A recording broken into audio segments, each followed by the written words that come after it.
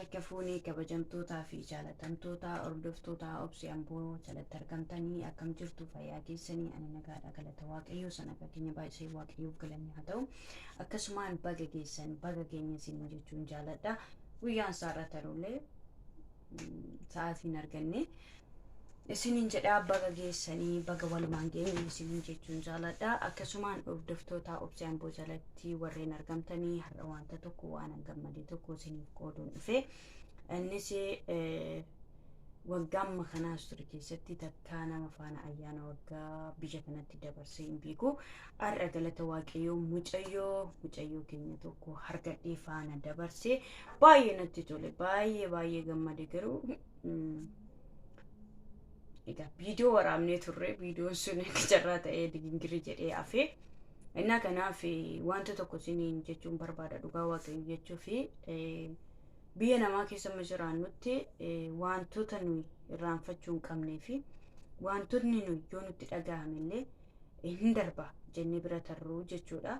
Ani waggaa amma kana keessatti waggaan as ture keessatti takka guyyaa gaafa tokko yeroo ayyaanaa imimmaan ija koorraa qooreen beeku nyaadhus dhiisus nan bu'aa calliseen bu'aa jechuudha baay'ee garaa naammaata har'a garuu eeguman keessa koo amansiisee gara biyya kootan deema yoo waaqayyo jedhe jedhee dubbadheef ta'een beeku baay'ee gammadee baay'eetti gammadee jarreessitoonni itti yaadeen itoo ani nama naaf fidaan jedheen waa'ee dhumaa galmaa tokkotti namni waan itti kaasuuf maybe garaaraafti namni jedhaniitu natti fakkaata.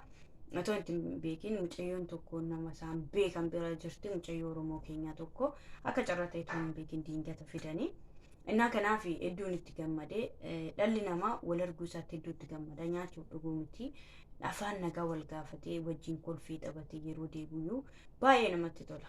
Na guyyaa har'a baay'ee gammadee ijoolleen jalqabaan jiranii lugolu yoo jiraatan iyyuu harkarraa natti tolee gammadee kolfee taphadheen beeku dhugaa dubbachuu fi na baay'ee gammadeenii viidiyoon ishii faana akka carraa ta'ee mul'achuun barbaanne isheenii jechuudha. Viidiyoon akka carraa ta'ee ishii faana waraabne hin jiru jechuudha.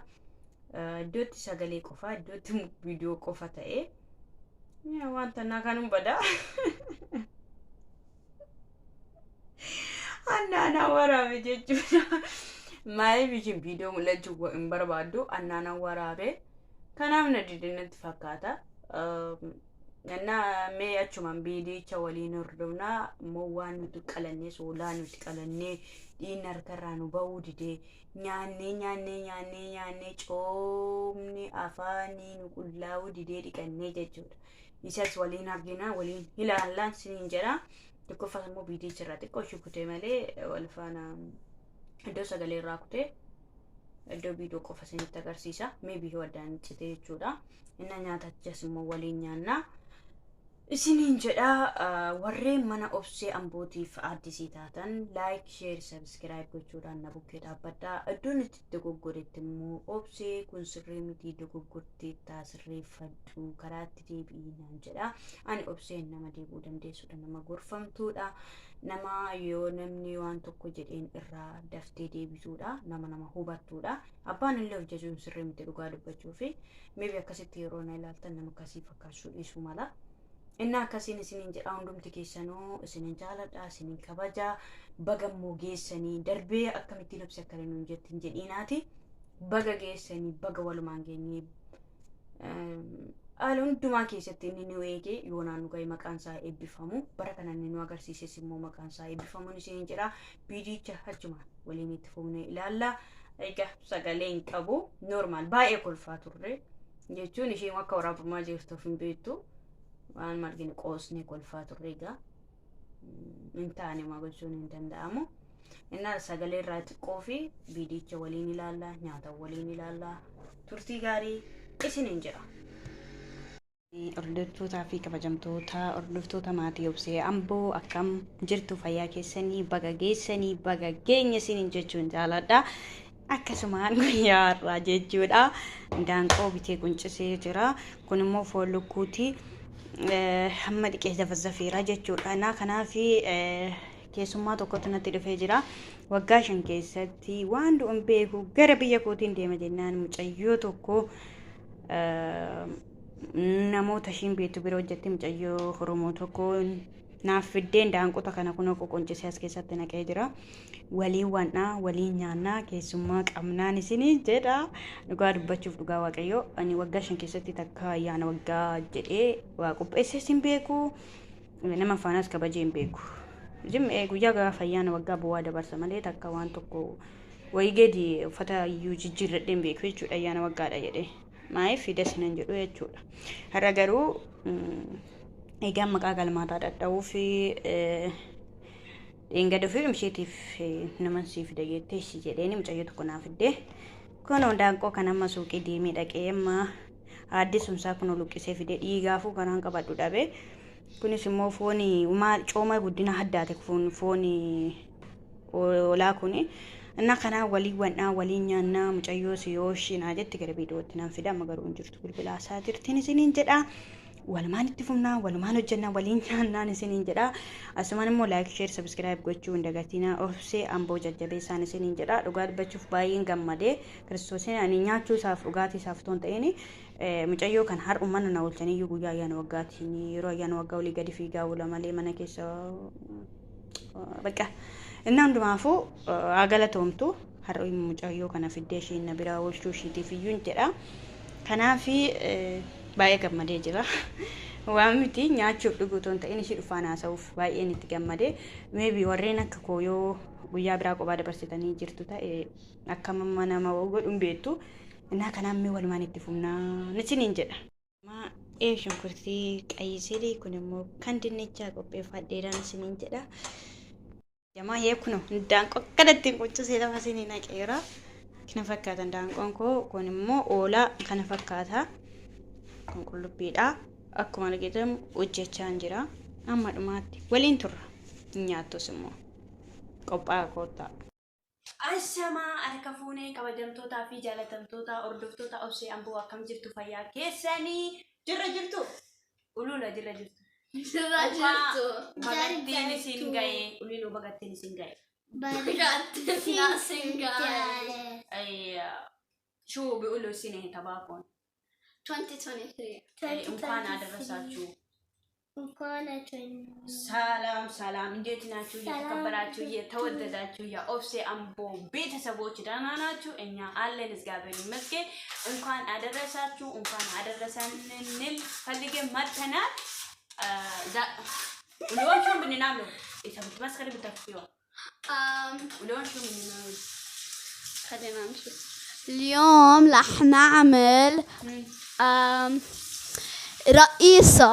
رئيس شو رح نرقص نشوف. نو ما فينا نرقص اليوم هاي بنصير مبسوطين بس بعدين اليوم كريسماس واليوم كريسماس تبعه راح بس تبعنا بنشوف شو بدنا نعمل maybe بعدين بنشوف شو بدنا نعمل بنرجع نكون إنه ده شالله إسنجالنا ليلا إسنجالنا إسنجالنا أكم جرت فياك سني وليلا لنا أكم جرت أدم كنزو فياك سني أنو تناغادا جرتو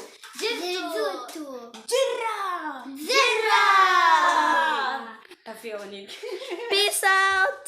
Kino nyaachuudhaaf ni jira. Daanqoo oolaa.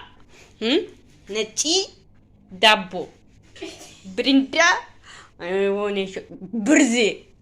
Birzii dhugamu danda'an naa eeyyamamaa.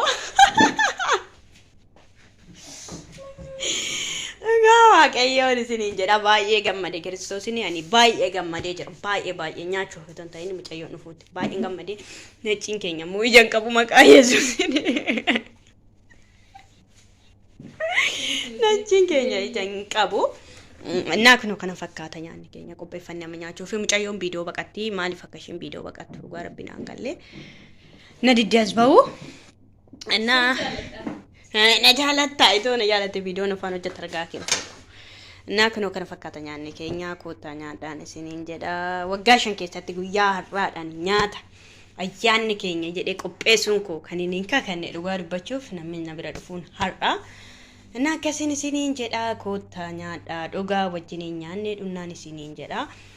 Baga geessanii bara haaraan isiniin jedha dhugaa baay'ee des nama jedhaa nama faana dhufte nyaachuu dhuguuf toon ta'in waan tokko waliin kolfite taphattee dabarsuun baay'ee namatti tola. Isiniin jedhaa mucayyoon maal itti naxxee yoo naan jettan kan ammoo diimaadha moo hallichaan ammoo akkanaan hin jenne faallaa akkasinitti hin taane ishee nama hundumaafuu koottaa nyaannaan isiniin jedhaa. Kotta yalla Ejoko kuna video iddoo waraabe kanatti nadide iddoo kanatti video mul'adhuun jedhaanii hin mul'adhu jettii na dhokatti asii gadi fiiddi na baay'ee namatti tola ture.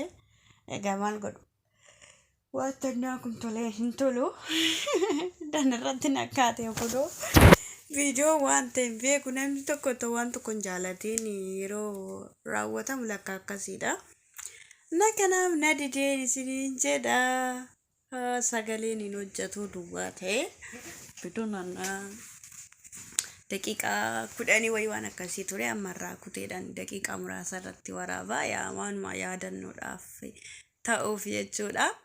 Na baay'ee kolfina ture baay'ee jechuudha diingataa ta'es waan ta'eef argite jechuun akkas viidiyoo waraabdeen beektu hundumti keenya gaa jaalalli ta'in giddiidha kan wanti ta'e shammaanii mataa ture kinoo mataa akkas bareedu kana dhaafi gaggeesse dhugaa baay'ee natti tole garuu garaan ammaati kana booddee ishee faana yoo waaqayyo jedhe biyya keenyatti ta'een alatti kanaan ala deebinee waliin arginuun isiniin jedha kabajamtootaa fi jaalatamtoota koo.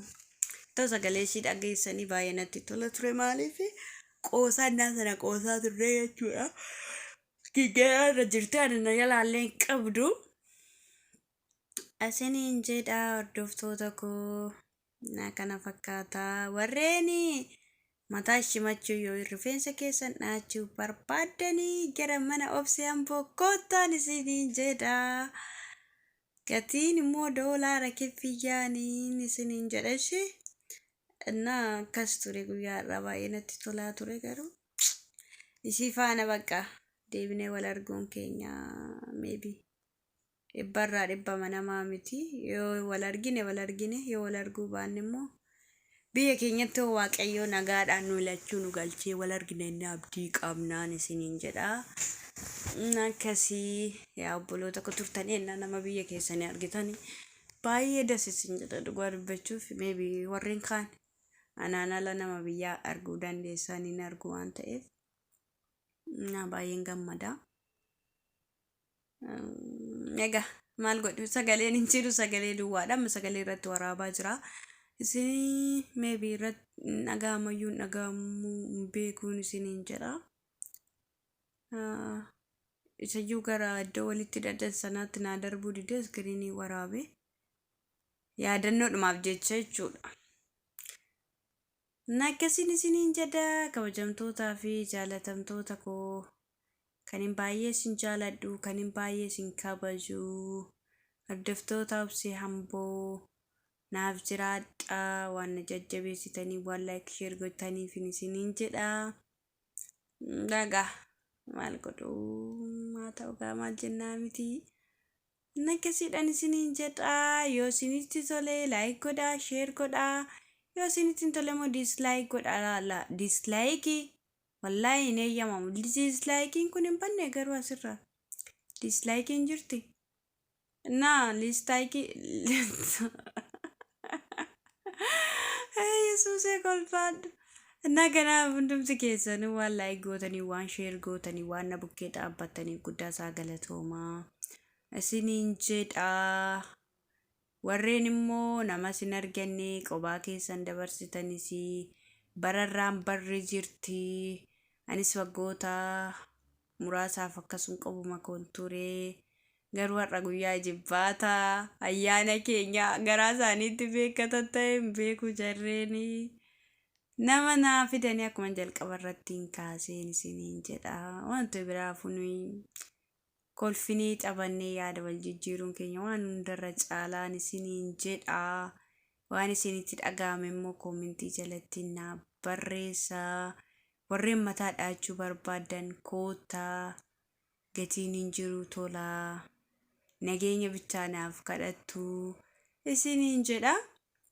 Ifama garuu sagaleen koo isinitti jijjiirame. Isiniin jedha ishee. Nakkasiidha. Nagaan naa bulaa. Nagaan naaf jiraadha. Amma viidiyoo biraatiin deebinee walitti dhufnutti isiniin jedha. Maybe yoo gallakkisa viidiyoo kana yoo hojjeten gallakkisa yoo hojjeten gallakkisa na qabe dhugaa ani